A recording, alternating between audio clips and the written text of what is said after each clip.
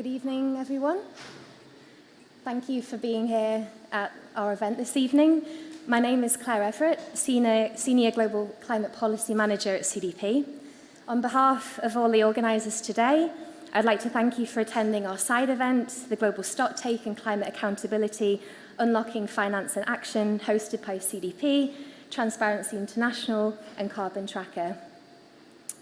As the Global Stocktake negotiations continue here at COP28, we take this opportunity at this event to address transparency, accountability, and the mobilization of climate finance, and examine how the Global Stocktake can help realign financial flows, build clear roadmaps, and increase the integrity of commitments.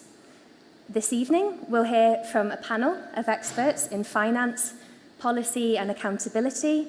But first, we'll welcome to the stage government representatives to give their national perspectives on finance and transparency. So please welcome me in, or join me in welcoming Ms. Lina Castaño, Climate Finance Leader at the National Planning Department of Colombia. Thank you.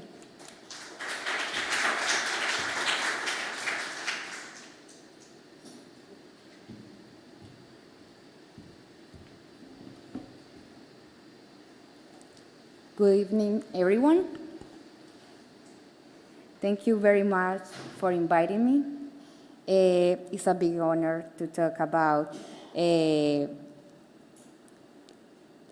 be part to this event, to talk about from different perspectives on the importance of transparency and collaborative action.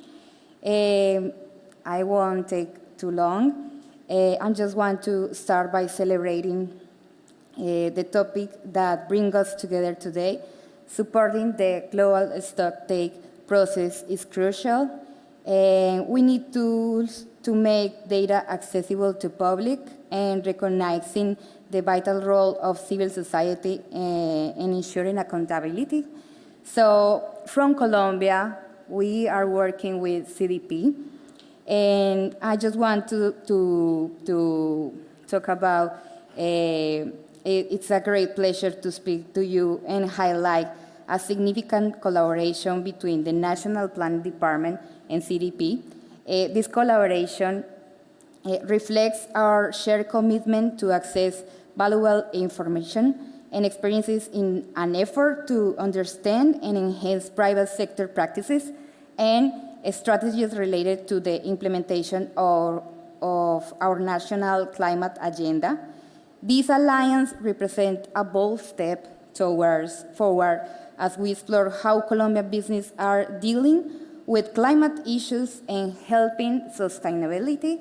So through this initiative, CDP will share valuable information, including corporate performance in climate risk management, indicators on greenhouse gas emission and the goals these companies set to reduce them. We will also closely examine companies' practices in deforestation risk assessment, their commitment through the supply chain, traceability, and certification. Additionally, efforts related to water risk assessment, water accounting, governance, and goals and initiatives for water protection and management will be explored. So this joint effort with CDP has a clear purpose: to promote the public disclosure on environmental information by Colombian companies through the CDP platform, a world-renowned reporting system fully aligned with TCFD recommendations. In doing so, we are not only promoting transparency, but also empowering our companies to lead by the example of various fronts.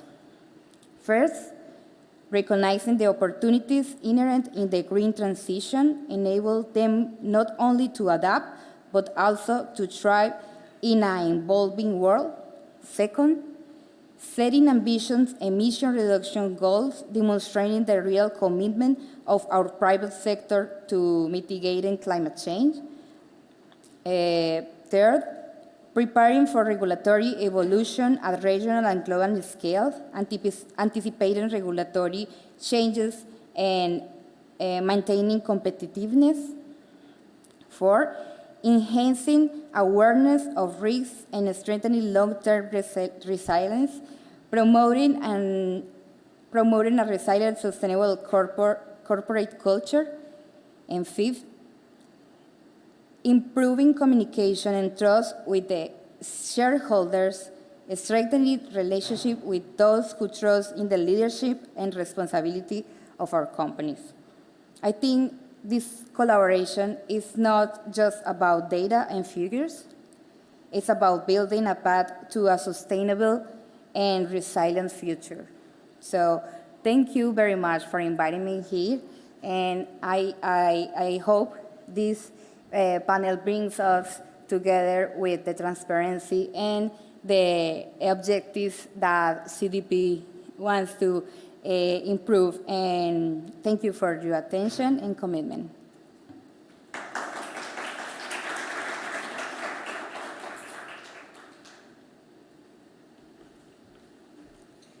Thank you so much for your remarks, Lena.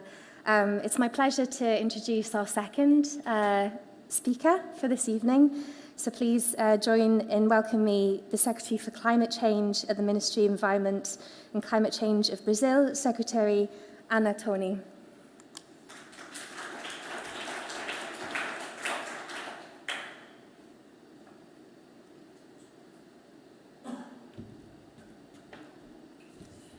Oops. So hello, good evening, everyone. Thank you so much for the invitation. It's an honor to be here. Now from Transparency International, CDP, and Carbon Tracker. What a three group of organizations to talk to in terms of accountability and transparency. We definitely have the best ones promoting this event. I just want to share with you a little bit in terms of what we are doing in Brazil and hopefully how COP30, the road to COP30, and also in terms of G20, what can we do and things that we are deciding. What we see is that at the moment, to unlock climate finance, we are a little bit in a struggle between a fight between mitigation and finance. So we see countries wanting really strong targets related to mitigation, especially on the mitigation working group. We've seen what the global, the GST, the global Stocktake is debating on mitigation, some of the targets. If we are going to have the targets on mitigation, especially sectoral targets, which normally the Paris Agreement don't have sectoral targets. You normally have sectoral targets on the pledges, on the declarations that come side by side, but we also know that the declarations are not legally binding. So what you have there is like pledges from governments, and God knows if they're going to be accounted for that. On the other side, we have a lack of trust on finance, especially because a lot of the discussion has been on how much money developed countries are going to deliver to developing countries. And this whole struggle, if it's public money, if it is public money to unlock private money, or if there are other ways of working on the private money. We feel that there is a lack of, at the moment, a lot of lack of trust that the negotiations got to. Obviously, the 100 billion, the not achieving the 100 billion has brought a lot of lack of trust among the players. So every time that anybody talk about how we're going to unlock, especially private money, is as if this is competing with public money. And we need to get out of those fights that we see. And we see two ways of doing that. One is putting more effort on the 1.2C debate under the Paris Agreement. The 1.2C article, what does it say is how we're going to get all financing more aligned to combat climate change. And the question is, what are countries doing? Not they doing in relation to other countries, but what they're doing among their own budget structures that will realign finance, national and international finance, in the direction of fighting climate. We see little effort. We see not many countries putting forward clear path on how to redirecting that. The second thing that Brazil has proposed for this COP is something that you've probably seen on the submissions, is Mission 1.5. The Mission 1.5 tries to realign the climate mitigation efforts with means of implementation. So every time we will put together more ambitious sectorial targets, is that those sectorial targets need to be based on as ambitions, also means of implementation, that we can get out of the fight mitigation versus finance. Those two pledges need to come together if we are serious about climate change. So means of implementation targets together with mitigation targets at international level. At the national level, and you see on Brazil's proposal for G20, which already is not new, but what we wanted is to expand, is what we're calling climate platforms. Climate platform is that we would have the NDCs much more transparent, accountable, so that they can become the way of attracting investment, not for projects, but for the entire NDCs, if we have a lot of accountability and transparency on the numbers. To do that, we need not just the national targets. I think in the case of Brazil, we have a quite ambitious NDC, is declining our emissions by 53% in 2030, which is an ambitious target. Not that means that we cannot go further. We would like to go further, but in relative terms, when you think Brazil is a developing country and US targets is between 50 and 52%, or Australian target is 47%, or Canadian target is 43%. Those numbers don't mean much if we are not start putting a carbon budget within those budgets that we are talking about. If I was going to ask you, what is 43% of the Canadian emissions there? How much does it mean in terms of carbon? If I tell you that US has to diminish between 50 and 52% of their budget, what does it mean in terms of effort? We normally don't think about carbon budgets for countries, and therefore it's much harder for civil society, for the media, to know if our countries are going to the right direction in terms of achieving our targets there. Because everybody comes to those COP, and Brazil is no different, and we tell about everything we're doing, the effort that we're doing. So I can tell you good things about Brazil. We stopped 49.5% of deforestation in 10 months of this government. It sounds wonderful, and it is wonderful. And obviously, I'm very proud that Brazil was able to do that in this 10. But what does it mean that we have stopped deforestation? And I can tell you that meant that Brazil has stopped 250 million tons of carbon being emitted. What is 250 million tons? So that becomes more concrete. And who is monitoring that? That means the entire emissions of Argentina or Spain. So it's becoming more and more concrete. And I think what we miss nowadays on the transparency and accountability is making our effort I thought my time was over, but I'm sure my time is over. There's no worry. I think the work on transparency and accountability that is being done, and obviously it's always room to improve, but it also needs also to be able to communicate better for us, governments, to be asked from society on how we're doing in terms of the targets. One thing we know is that whatever good that we're doing in Brazil, here, or any other country, we are far slow to get to align on 1.5. All of us need to do better. And how can transparency and accountability make sure that we will help us to be more ambitious, especially for COP30? That's we in Brazil that are going to be hosting COP30. We needed to get there with a much clearer transparency and accountability system so that the entire world can help us to bring ambitions to all the NDC, the second NDC for every country.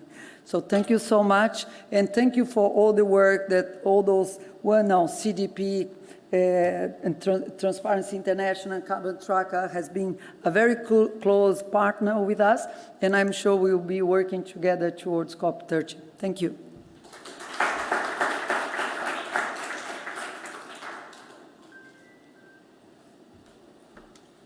Thank you so much, Secretary Tony. It's now my pleasure to turn to the panel discussion. So I'm really pleased to welcome to the stage our moderator, Rachel Owens, the Director of Finance at the European Climate Foundation, and also our speakers, Jana Elhor, the Global Lead Social Dimensions of Climate Change at the World Bank, also Pietro Bertazzi, Director of Policy at CDP, Richard Folland, Head of Policy and Engagement at Carbon Tracker, and Kashif Ali, Executive Director, Transparency International Pakistan. Over to you.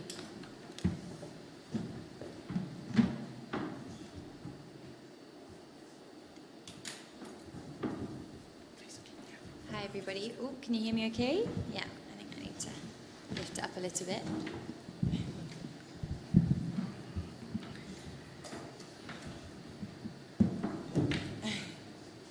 So thank you so much to the keynote speakers. I think that really set the scene for the next part of our discussion, having those two national perspectives, and particularly hearing about the ambition we want to achieve by COP30. I think there was such a kind of very inspiring when sometimes I think some of us can lose hope in this area.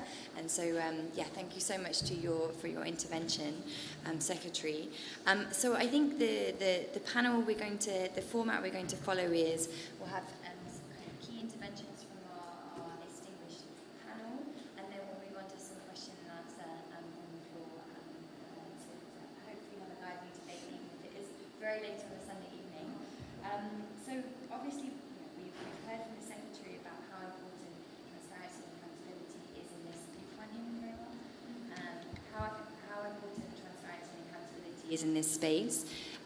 There we go. I think something just happened.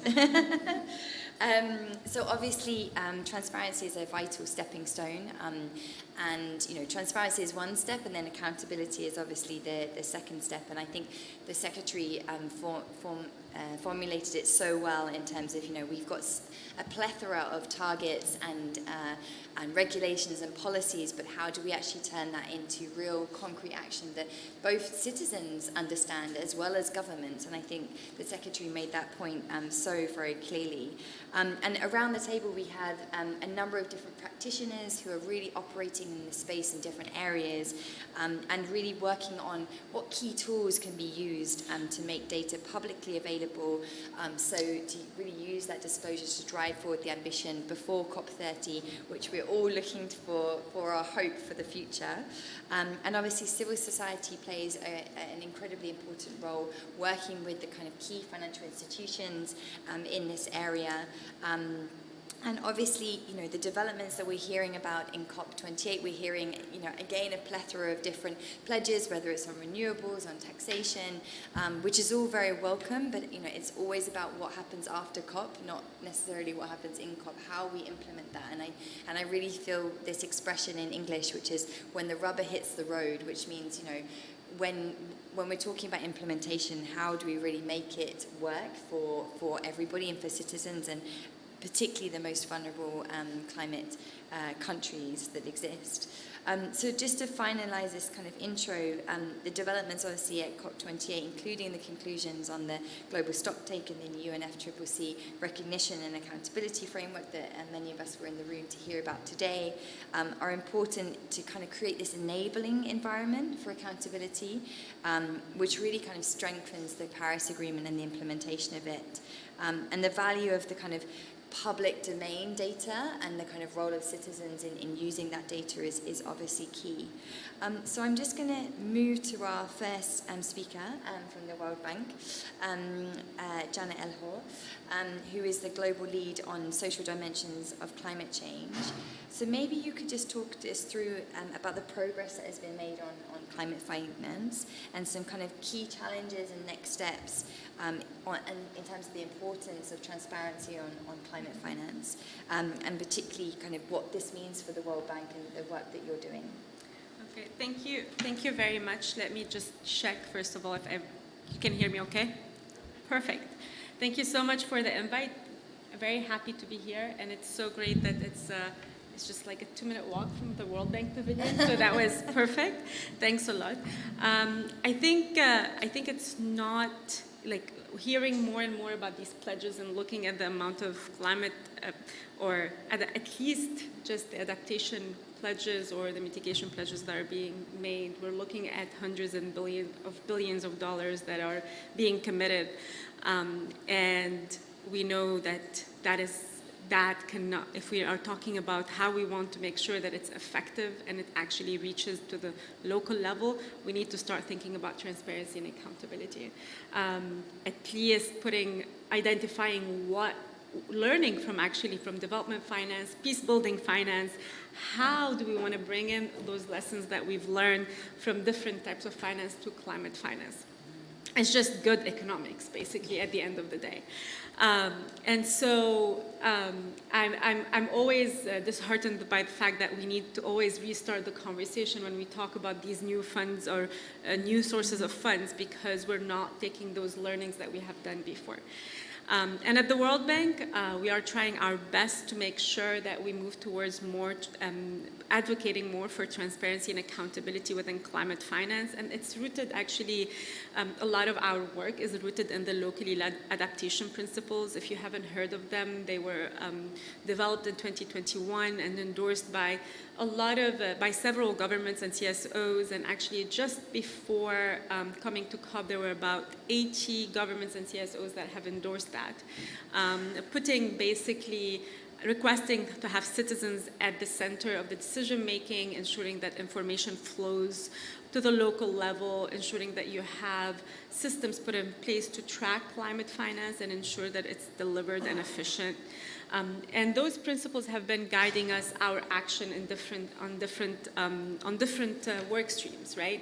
I'm the global lead for social dimensions of climate change. I work a lot through national systems, developing national system to move towards devolved climate finance, to the community levels, working with local governments and local communities, working a lot on the multisectorality.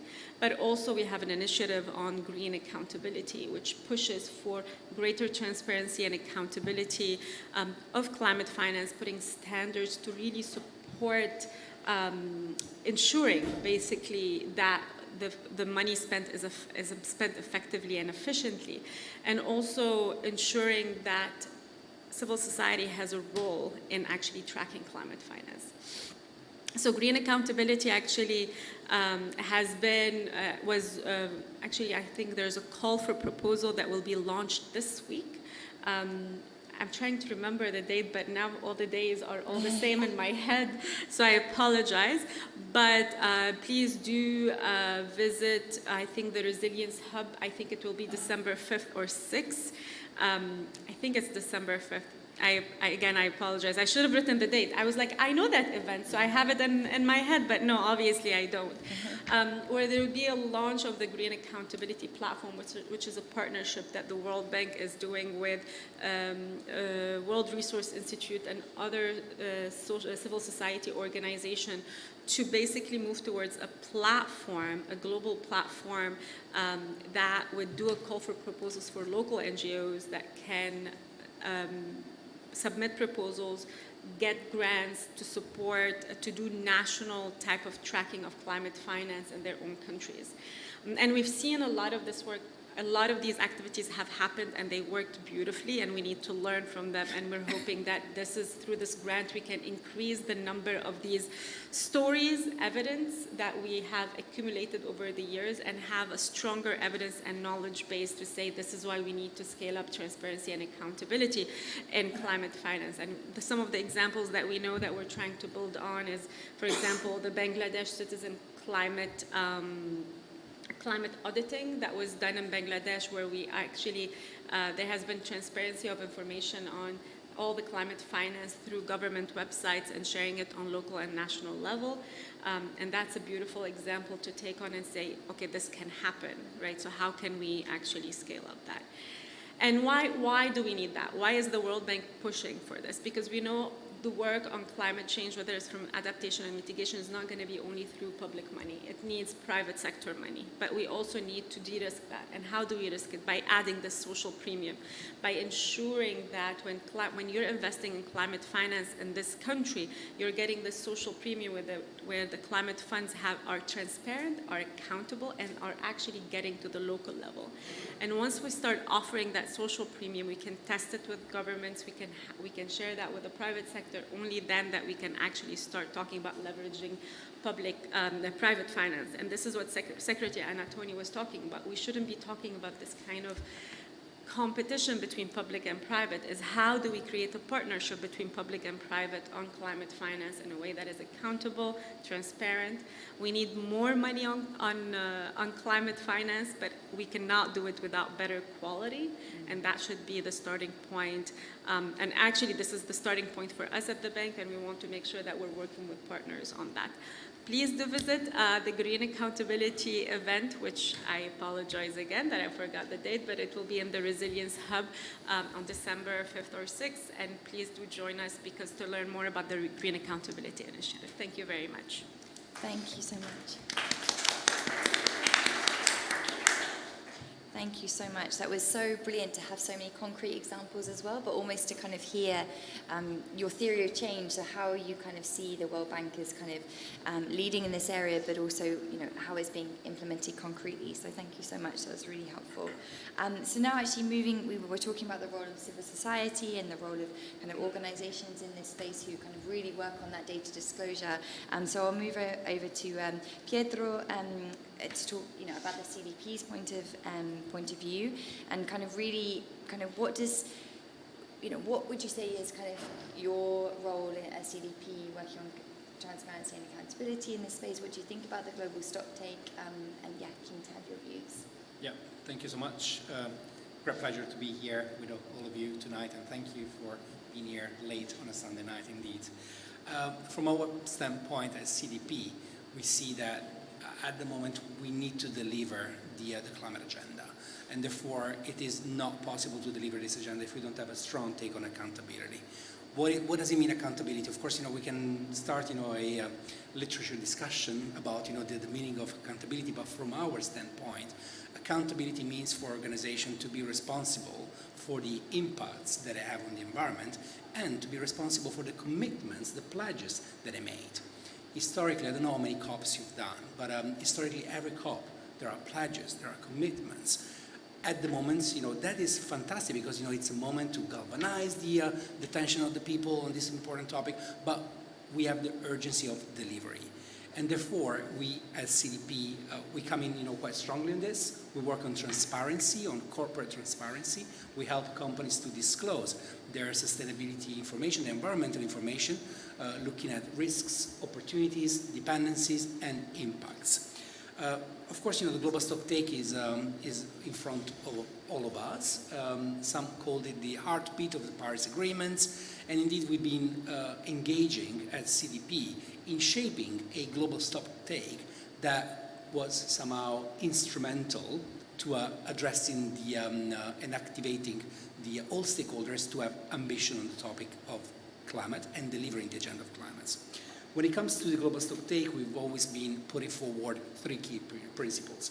The first one is the purpose-driven. because the global stocktake has to deliver a stocktake, as it's called, but it should be looking forward. So let's take stock of where we are now to understand what we need to do to deliver the ambitious Paris Agreement. The second principle is the evidence-based. We want, the global stocktake to be based on the evidence, on the data, and at the moment, of course, it is being negotiated, but a technical discussion that we joined that occurred over the past few years was taking in consideration the facts, the data, the evidence that was coming from the science, that was coming from the real economy, from the finance sector, and the civil society at large, sorry. Third point, it needs to be inclusive, because it is led by the member states, but indeed it needs to take in consideration all actors in society. There was the spirit of Paris. I was personally not in Paris, but at the agreement in 2015. But the spirit of Paris was to bring everybody on the agenda to have the shared responsibility for delivery. So great, tremendous uptake of the practice of disclosure, of commitments. We're still not there on the level of accountability. From our standpoint, this year, more than 23,000 companies have actually reported through our platform. This represents over 60% of the global market capitalization, which is pretty indicative, is a good proxy, but we are still scratching the surface. We need to go much farther down into this. And that's why we believe it is critically important that the practice of disclosure actually becomes mandatory. And all the companies, of course, it's a journey, not everything everywhere all at once, but getting the private sector on board and having environmental disclosure on equal footing with financial disclosure. Other, three key elements that for us are important for accountability. I mentioned, of course, disclosure is the first stepping stone, but disclosure should cover actually a broad range of aspects. Should cover risk, opportunities, dependencies, and impacts. Because only if we look at the broad spectrum of what is the how is the company being affected by sustainability, by climate change, and the way around, how the company affects climate change, is the only way to go. The second element is transparency of commitments and pledges, and therefore, we've been working historically funding the Science-Based Targets Initiative that really helped to set, targets that were based on science and paves the ways towards, global standards on targets, and therefore, helps on the accountability side. And last is tracking progress and oversight on those actions. Of course, there is much more that we can share, but I will stop it here for now.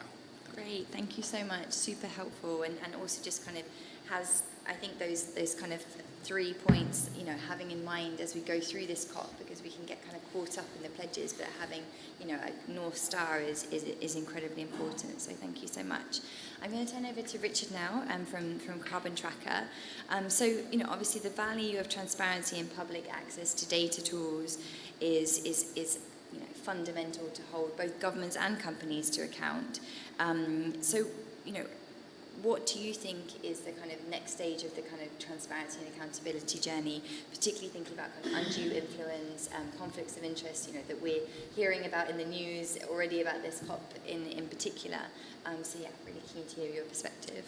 Thank you, Rachel, and good evening, everybody. And again, I echo staying here Sunday evening to join us. We really appreciate it.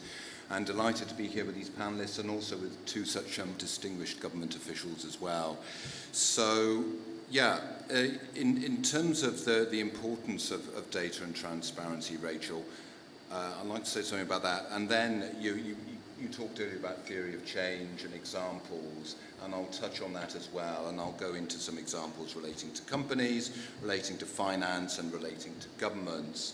But first, in terms of the importance of data and transparency, in our view, it is very much a means to an end. That really is what it should be about, because, ultimately, so many of us working on this agenda in civil society, it's about reducing emissions, getting emissions off the table. That really is what it's got to be about. So what can data and transparency do there to drive accountability which can then, with those decision makers, whether they're in companies, whether they're in finance, or whether they're in governments, which actually are going to help to reduce emissions and reduce emissions in line with the science. So there's got to be major urgency around this, of course. So Carbon Tracker's theory of change is we do focus mostly on finance and investment because we believe the financial institutions, whether it's banks or asset owners, asset managers and so on, can have major influence in terms of where money is invested.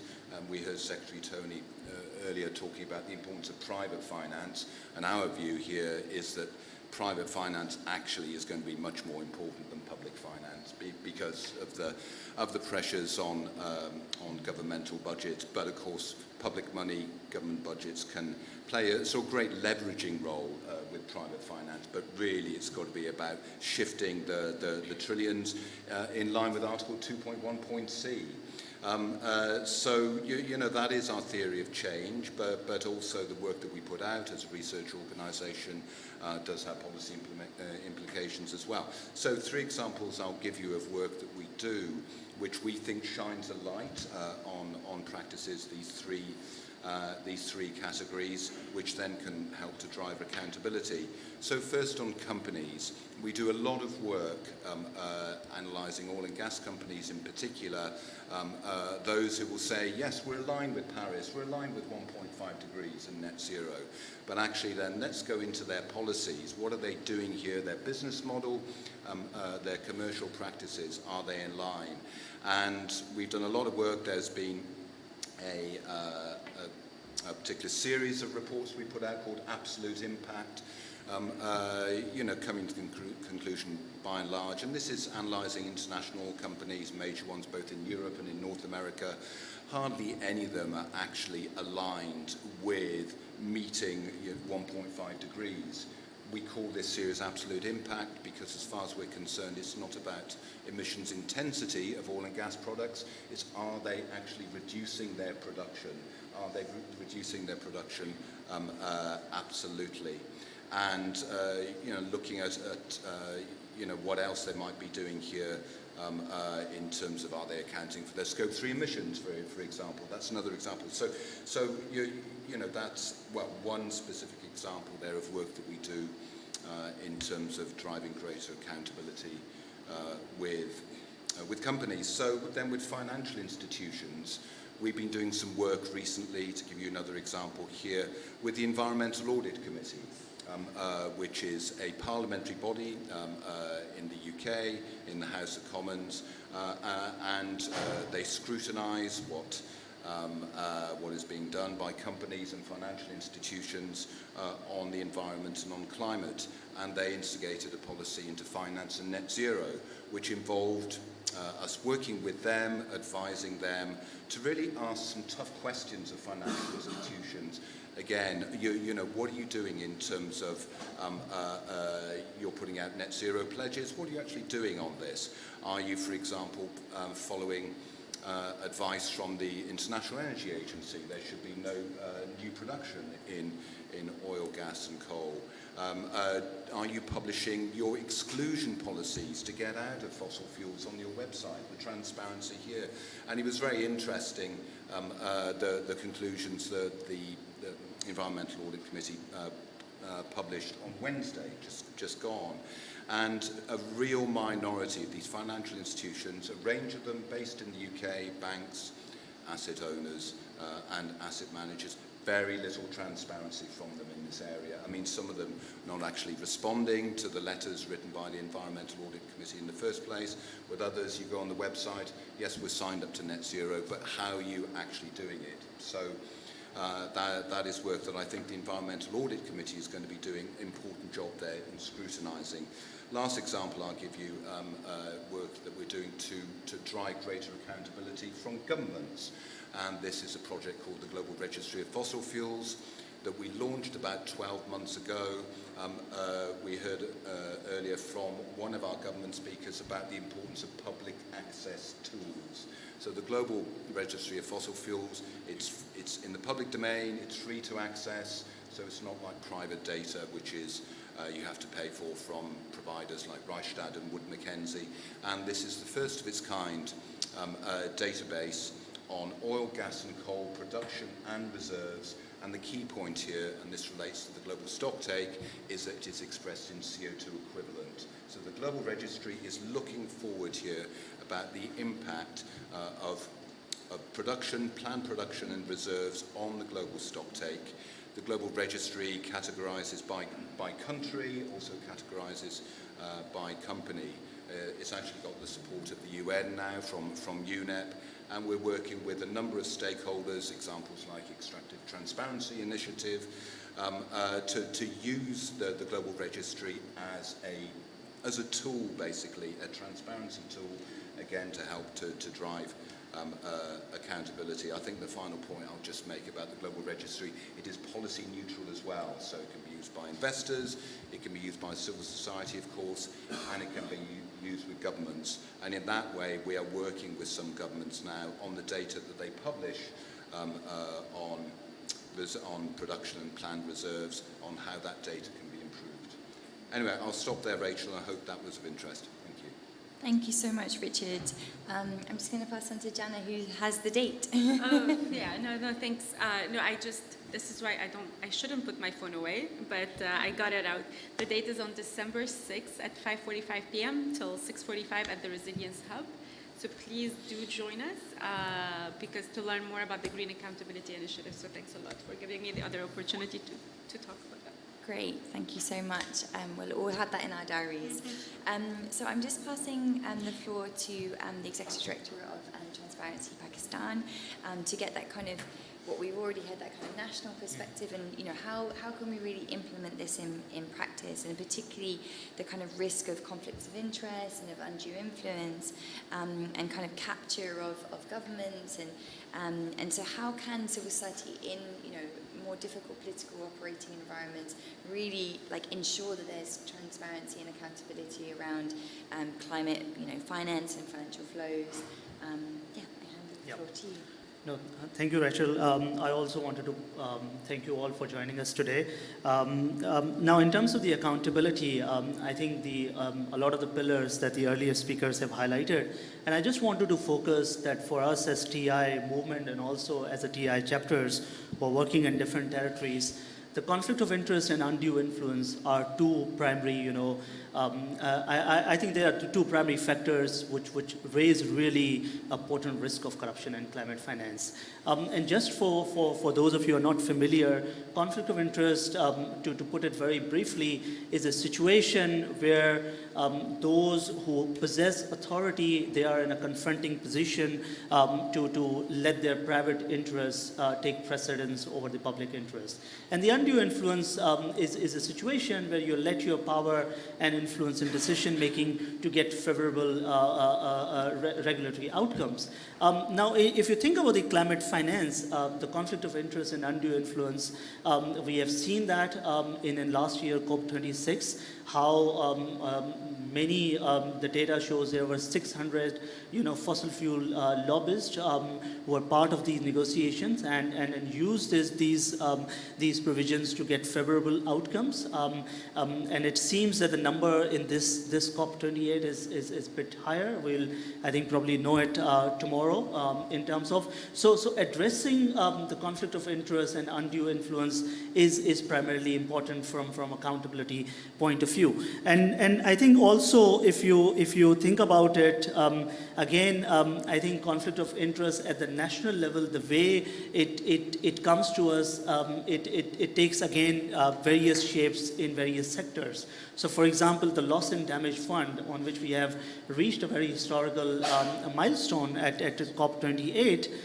Now this fund also requires that part of the money will be going for repair and rehabilitation purposes. Now, if you think about for a country like Pakistan that endured in 2022 floods, and according to the World Bank, it costed us $30 billion in damages, just the 2022 floods. Now, most of this money is going for the reconstruction purpose. And public procurement is a sector which is highly vulnerable for corruption. And there, having the code of conduct, having compliance with the procurement rules, having conflict of interest policies in place, which are missing in our case in national context, is extremely important. And I think if you think about it from a global position, I think this also goes to the international financial institutions, which will be administering this fund, in this case the host, the World Bank, having such, I think, regulatory frameworks that restricts the participation of the lobbyist groups, and then that restricts the climate finance for being used for serving the interests of the few, I think is important. And also, I think secondly, I also wanted to highlight that we also look at it, the accountability in context of the social accountability. Now, the social accountability essentially for us comes in two forms. There is a horizontal accountability where we are looking at, the policies and procedures that safeguard the climate finance, that ensure that the climate finance money reaches to the communities and those in need.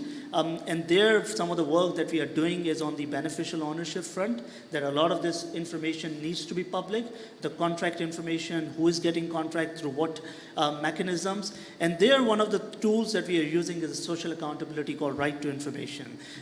We do a lot of citizen report card studies and assessment of the right to information tools. And then secondly, I think, is a vertical accountability, that is the civil society engagement and the engagement of citizens. One of the models that we have at the national level is the community dialogues that the Secretary also pointed out in her speech. So in Pakistan, we are using these climate dialogues to provide platforms to the communities to get their message across in the climate planning and decision making, and also to help them oversight the project, climate-related projects that are being implemented at the grassroots level. And this goes through the various cycles of project implementation, right from the pre-tendering process up to the project evaluation and completion. And there, one of the things that we have done for accountability is what we call the environmental protection, the environmental corruption hotline. And if I tell you a lot of the corruption complaints that we are getting on this hotline, it shows how the money that is supposed to be used for mitigation and adaptation purposes is being misused, and often takes the shape of conflict of interest. So I'll give quickly one example. So recently, in one of the biggest city, we had this huge climate project called resilient infrastructure rebuilding, and the contract was awarded on the basis of undue influence to a contractor which was very close to the public official. The complaint came to us on the environmental hotline. We took it up with the court. The matter went into litigation and eventually got cancelled because the corruption was proven on that. So such platforms are also, I think, providing a platform to the civil society and citizens to get their voice across and have their voice in the climate planning. And I think broadly, from the national perspective and global perspective, having such the whistleblower protection mechanisms, open data monitoring, access to information, public disclosure, all these are the integrity pillars that we, through Transparency International and our chapter work, are advocating for accountability in climate finance. Thank you. Thank you so much. A round of applause for our distinguished panel. Thank you so much. So we have around half an hour for questions, and I think I can kick us off while maybe people are thinking.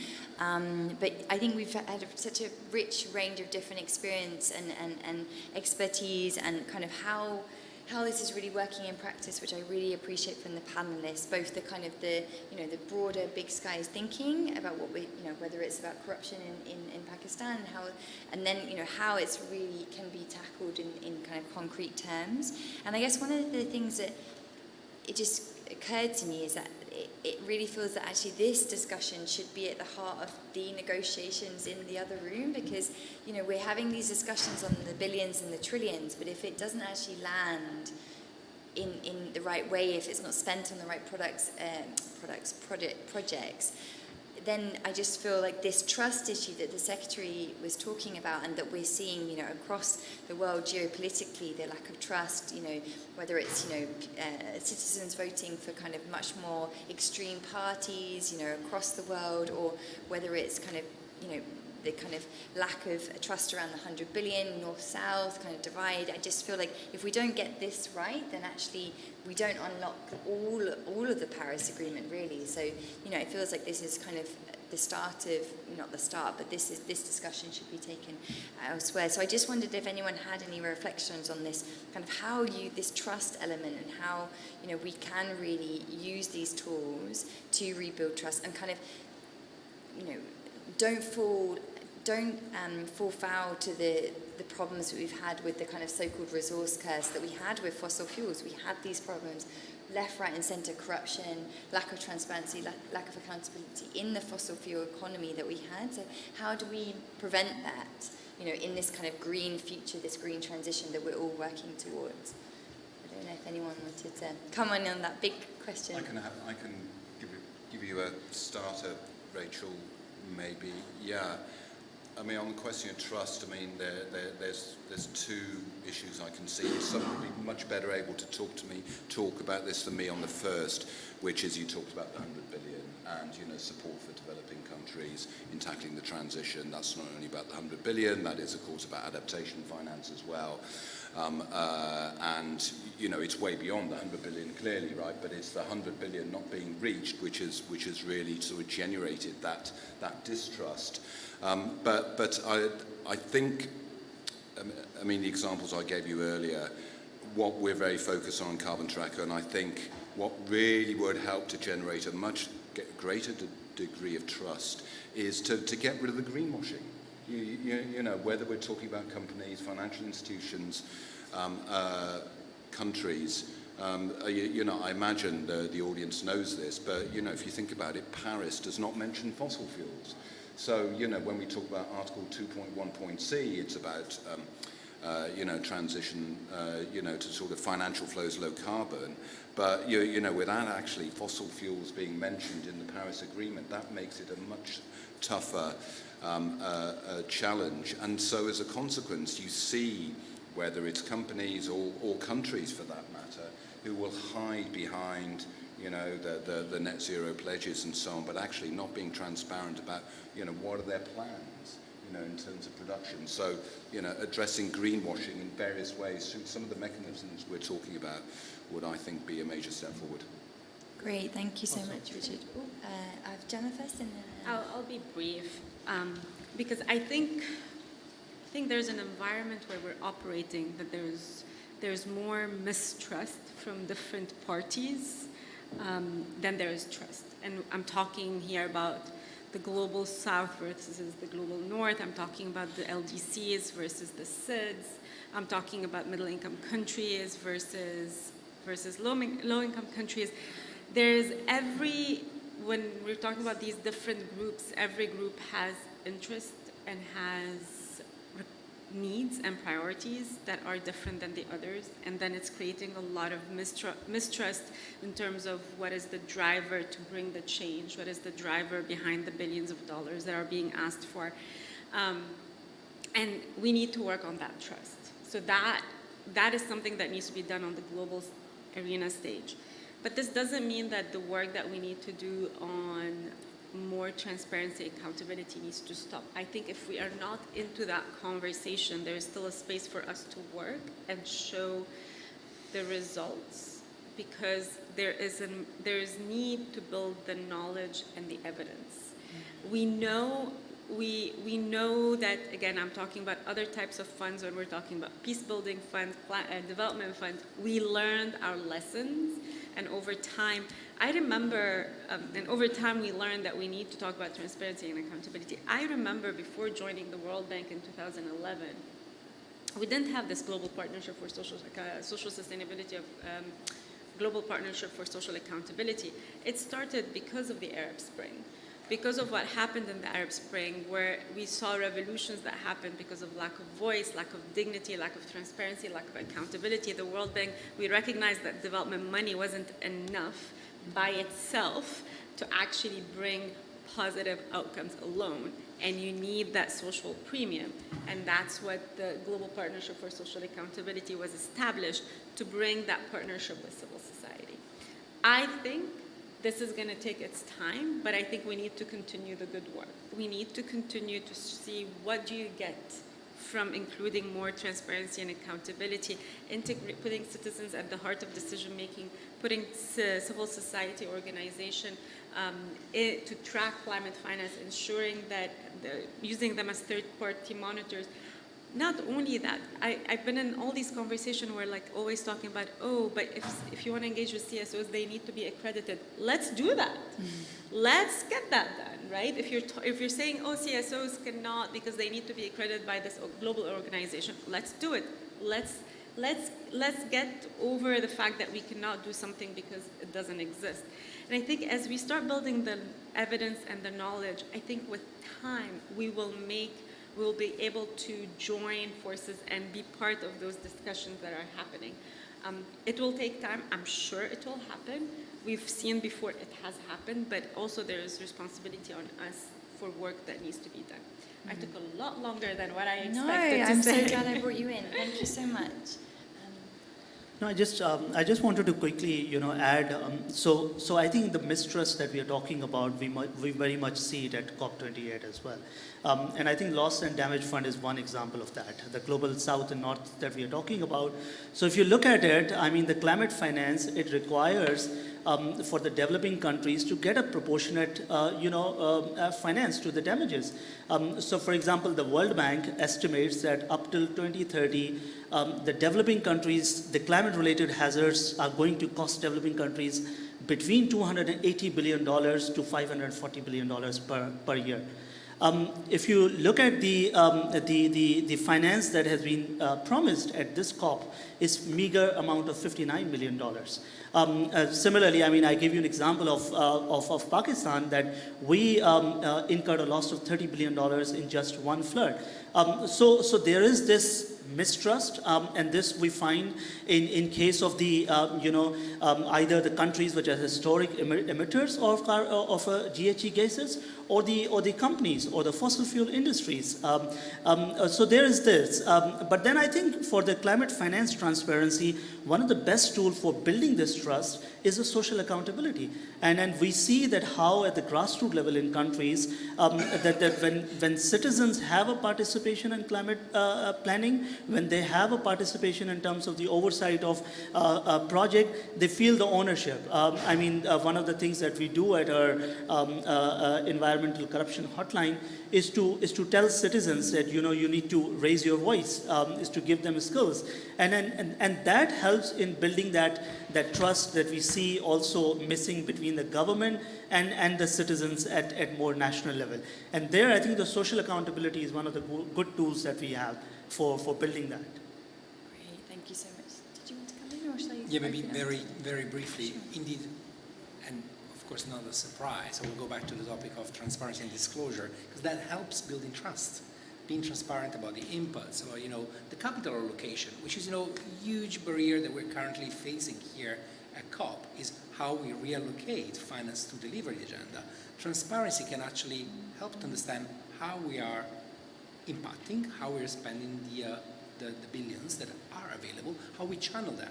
So I think going back to your question about trust, yet again, transparency, disclosure is a stepping stone towards building that trust. Thank you. I open up to the floor if anyone would like to. Yes. Maybe you could also introduce yourself. Thank you.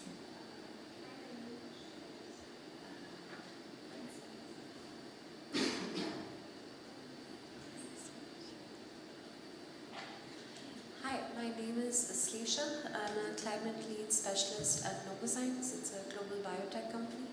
I kind of wanted to bring a little bit of the private sector perspective to this conversation. Of course, it's really important to use the transparency and accountability framework to hold companies, governments, all actors accountable.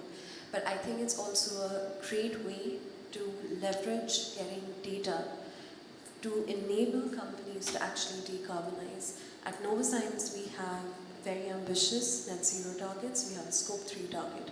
And something we struggle with is getting the right data to identify where our emissions are, that will then inform our decision on how to decarbonize. So I think it's also important to look at this framework a little more holistically and see how it can actually help the private sector to also get insights on how to decarbonize their value chain emissions and get the data, the right data points, because it's not sufficient just knowing the scope 1, 2 and 3 emissions. It's important to also know the product level carbon footprint data and the data behind that. So companies can actually start working on mitigating their value chain emissions. Just wanted to bring that perspective into this discussion. Thank you so much. Could I actually just ask you a follow-up question? Because I think it's a really good point. Like, could you give us an example, what data wasn't available that you were looking for?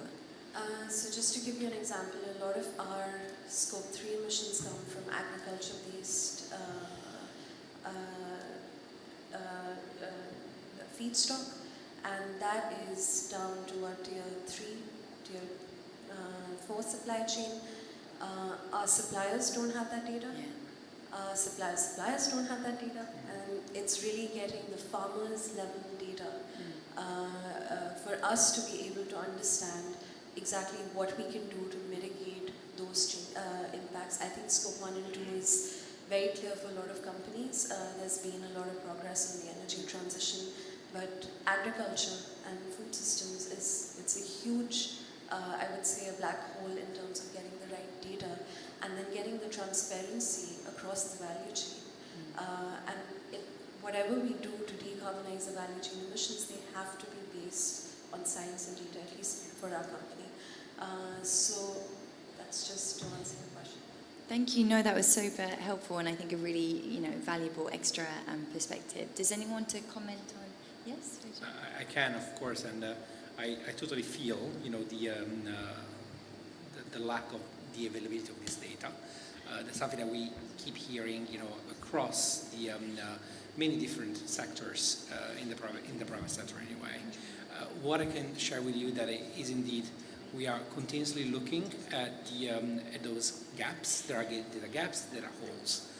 Sometimes the gaps is because there is an infrastructure but the data are not available. Sometimes there are data holes because there is not even the infrastructure to get that data, and not even the frameworks, for example. Just a very concrete example from our standpoint. At CDP last year, gearing up to COP15, the biodiversity COP15, we started asking questions to companies about biodiversity. And we started, with very simple questions, because what we do at CDP is usually we implement standards at scale. If there are no standards, we innovate disclosure, start, asking questions. We start with very simple questions, including, have you ever considered your biodiversity impacts? Do you have a biodiversity strategy? And only that started getting the companies to think about those questions. So, of course, my answer needs to be, catering to the disclosure and the mechanism of disclosure, but I understand it's not enough. At the moment, the Greenhouse Gas Protocol is actually reviewing the protocol, and it's likely that there will be new elements being added. I'm talking, of course, about greenhouse gas there, but we see that this is a super fast-growing environment. Therefore, I expect new solutions to be coming. But literally, this morning we were having this discussion with other businesses, and some even called on the OECD to start looking on some of those elements. So yeah, we feel the pain, but doing that, and of course I'm aware of your of Novozymes, you said, right? Yeah, Novozymes activities. When you start asking those questions to your suppliers, you will start norming that behavior. They will start thinking about that, because eventually it is as well a competitive advantage to have the data, because if there is another small and medium enterprise which is part of your supply chain, they will have that data. You will of course go towards that direction, because you will be able to better manage your sustainability impacts. Rachel, could I add just something? Very, very briefly. I mean, CDP are the data supremos, but really I think the 2 points I want to make. First was to underline the importance of what you said, that the value of data for investors, because then in terms of helping them to make decisions about where they allocate their capital. And that's all linked to my second point, really, that we really attach value to forward-looking data as opposed to backwards. So, what are the production plans for an energy company, for example? Because, are there plans to go with a specific project? It could be a new oil and gas field or new power plant. Are they going to be at risk of being stranded assets because of policies that governments could be bringing forward in this area? So, the transparency of the data around this, give that example of production plans, really important for investors. They can then take a decision. Great, thank you so much. Any other questions from the floor? Yes.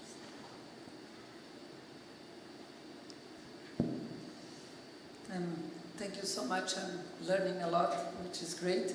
2 comments and a question. On the distrust issue, I don't think it's just the distrust is only on the amount of money, the 100 billion, because we know 100 billion is nothing. But is one of the big concerns is where the 100 billion are coming from. Is that coming from development budgets, cooperation in food, health, that's just being diverted into climate funding? So I think a lot of the distrust is coming on that. And the questions I had is, this discussion is happening at the negotiation. When you're looking at the whole debate about multilateral funding and what the multilateral organizations, World Bank, IMF and others, how they allocate their funding, how transparent they are, what the money is coming from, if they divert it. So I think it is there. But, and how we relate it to those 2 conversations, that is not very clear. But one of the issues is climate finance is still a niche. We feel we can look at project by project. It's impossible. It shouldn't, until we see that climate finance should be the mainstream rather than the niche. We are going to be tracing it by the detail, and I think we will never get the type of accountability that we need. Who can make companies and governments accountable? Companies are the consumers, obviously, and the governments are voters. And if we are not able to see the entire company or the entire financing from governments, and I think we needed to look at accountability on how governments are, first of all, where we put in our money, both developed and developing. There's so much subsidies to the wrong things. There's tons of subsidies to the wrong things. And it seems that we spend more time on scrutinizing projects by project that are trying to do something rather than looking at the entire budget of huge governments, both from developing and developed countries. So the question I had to you guys is there accountability and transparency for entire budgets of governments to say that the budgets of governments are aligned or not to 1.5, and how can we judge? In Brazil, we tried for the first time of having climate indicators into the Brazilian budget. We're just starting. I'm sure there are many things that we need to learn, but I think if we don't change the mentality that climate finance should be the mainstream, if it's just a niche, project by project, we are not going to get there on time. Thank you. Thank you so much, Secretary. And I think that point about we hear it a lot in the IFI, international financial architecture, like Paris alignment of, the World Bank or others. But yeah, really at that national level, how do we ensure it within budgets? Yeah. Okay. Can I add Yes.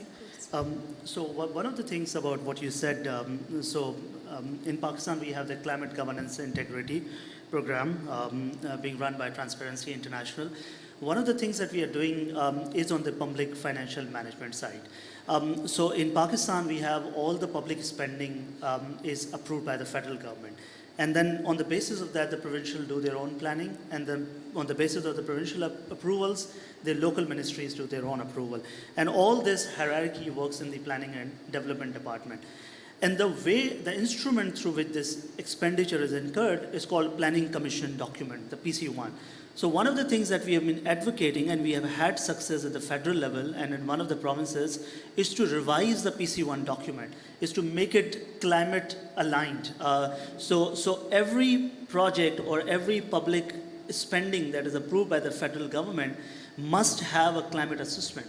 So is it contributing to this 1.5 degree target, or to the nationally determined contribution targets that the departments have set for themselves? And if it is doing, is there an audit done? Is there a control mechanism being followed, et cetera, et cetera?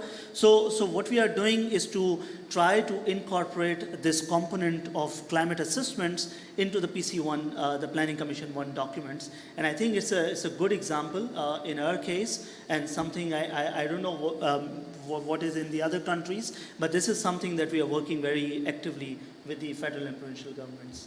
Great, thank you so much. Secretary, did you want to come back? No.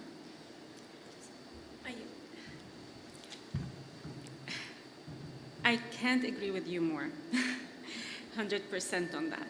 At the same time, I feel, and it would be great to discuss further, because engagement with each country on what that means also is different. Because, for example, in Kenya, the World Bank has a program called Financing Locally Led Climate Action, which is a $150 million project given to the government of Kenya that moves devolved climate finance. It's gone for a local budget. So basically, the project finances local government's budget on climate finance, specifically for climate priorities, working with communities to identify what those priorities are for adaptation and resilience, and then the local governments will have earmark money for that. But you cannot do that in any other country, or in any kind, like you cannot take this model and put it in another country, because they don't have the necessary decentralized devolution systems. So for example, in Madagascar, when the World Bank wanted to channel $200 million project to support climate resilience in a severe drought area, first of all, we had to support the government to have a decentralization policy on decentralization in order to start creating those kind of local government, local community budgets and have them more aligned, make sure that these investments are aligned with the NDCs, because the capacity doesn't exist on actually executing climate finance or climate plans on the local level. So I think this is what I'm trying to say, is that this is so important. This is why I think the locally led adaptation principles are very important, because they are principles guiding climate finance to be more transparent and accountable. At the same time, how do we operationalize that into programmatic approaches, not only a project by project approach? We really need to take into account country systems, we need to take into account country priorities, and basically be able to design with national governments, in partnership with the private sector, platform and programmatic approaches that would help to have that climate finance go to the local level in a transparent, accountable, participatory, inclusive, empowering way that are sustainable to face climate impacts. So would love to chat more about that, because that's where I spend most of my days thinking and advising, working with teams. There's no like easy answer for that, but there's evidence, there are examples, and we need to think about scalability at this point. Thanks so much. Yeah. Very, very quickly, this is not something that at CDP we're very engaged with, but we've been working historically with the Coalition of Finance Ministers for Climate Change, and in the Helsinki Principles, I think they work on the Principle 4 that looks at the policy coherence, mainstreaming climate into the different policies, and I believe, if I'm not wrong, that they have a program specifically about budgeting and climate. So maybe that's something to look at, but I'm not really familiar with it anyway. Yeah. And I also just wanted to give an example from in the EU context as well. There were all these just transition funds set up, particularly around COVID, etc. And I was in Italy recently, and yeah, it's the same issue in Italy as well. That just that absorption at that local level is really difficult. And then if you don't have the capacity at the local level, then you can't ensure that there's no corruption as well. So I think it's all kind of interlinked with the capacity and absorption question as well. Jenna, I know you have to leave to get your bus, so thank you so much. I'm sorry, but they just sent me a message. The last bus leaves at 8 and they will leave me behind. So I'm sorry. I'm going to run. I told them I'll run over. Thank you so much. Thank you so much. Thank you so much. Thank you very much. Is there any final questions? Yes.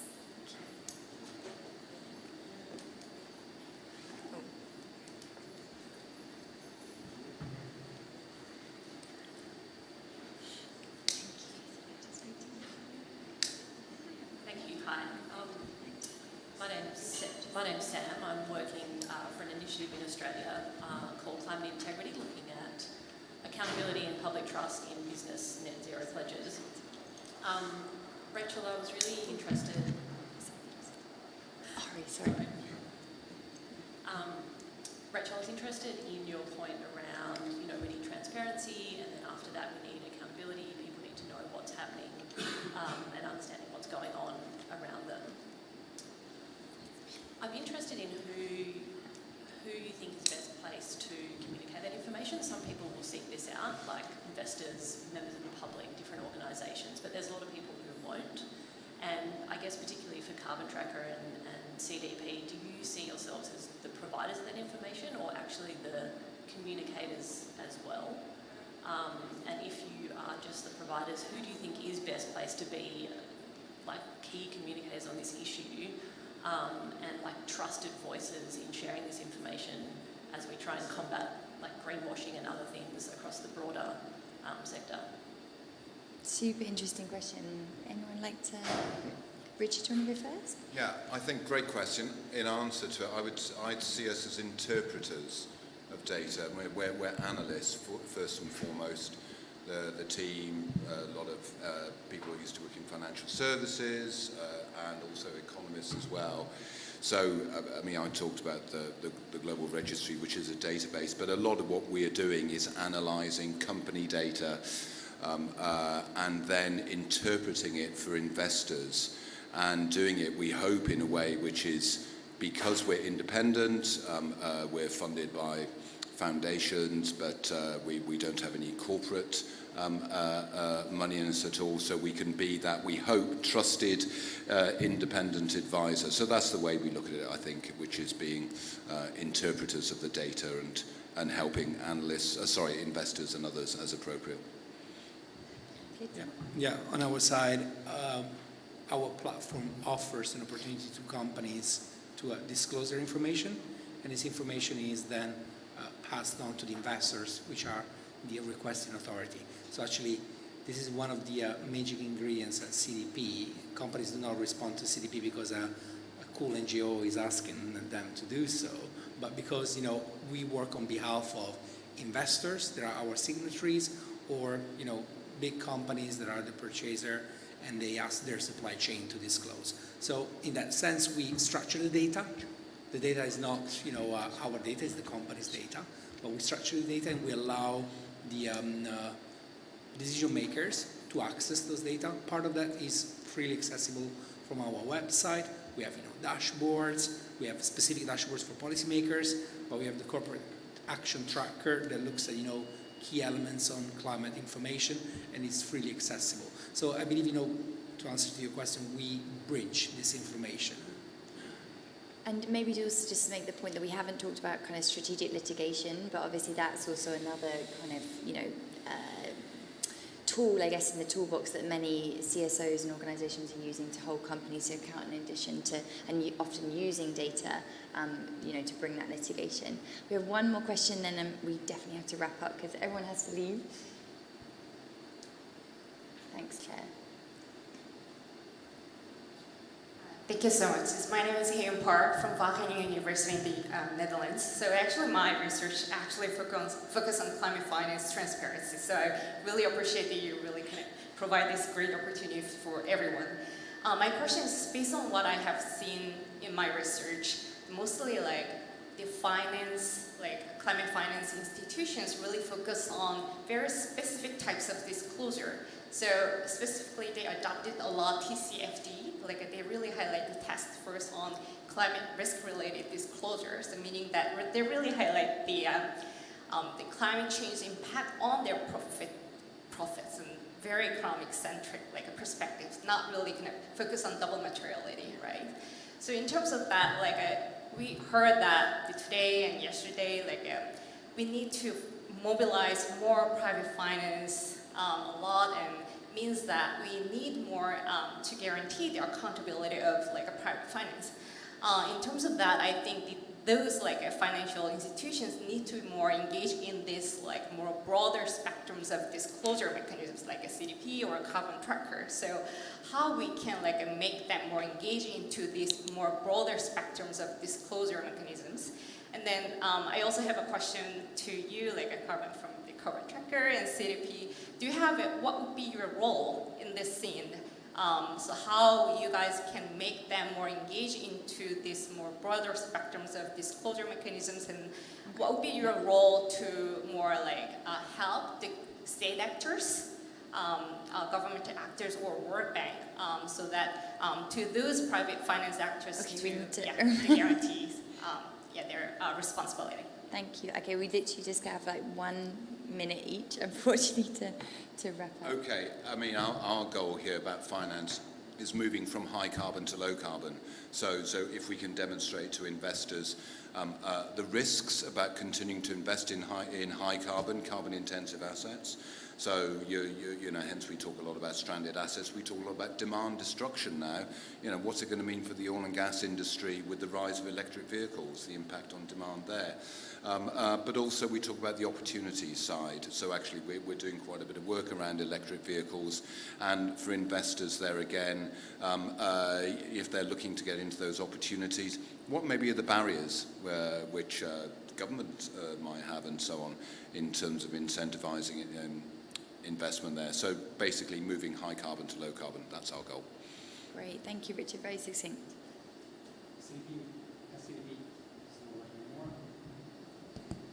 I'll shout. Okay, now it works. At CDP, we work on behalf of investors. So actually, the financial institutions are our signatories. We got, hundreds of those that actually ask us to ask companies this disclosure. So we believe, there is a lot of attention on that topic. On your question on the double materiality, I think, it's critical. That's why I stressed in my speech, several times, disclosure on risks, opportunities, dependencies, and impacts. So we are fully aligned that we're going to align our disclosure. We are already fully aligned with the TCFD recommendations, and we're going to align in 2024 our disclosure with the IFRS standards, the SSB S2 standards. That is a fantastic starting point for all the companies, because I think that actually allows the shift in the capitals, because it speaks the language of investors. Great, fantastic. It's foundational, but we will still ask questions about impacts on people and planet. So we embrace what in some jurisdictions is called the double materiality. Thank you so much, everyone, for joining on this late evening. So I'll just wrap up by saying a round of applause for all of our wonderful panelists. And thank you so much. Oh, did you just in time? Thank you, everybody. Oh, sorry. I just want to take a minute. The Transparency International and World Bank and Green Climate Fund are organizing this symposium, which is being launched, I think in a week or sometime. So you're welcome to submit your submissions, because I see a lot of researchers in the room.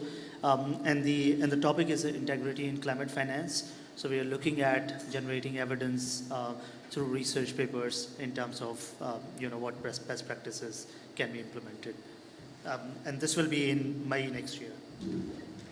Thank you. Thank you, everybody. Sorry.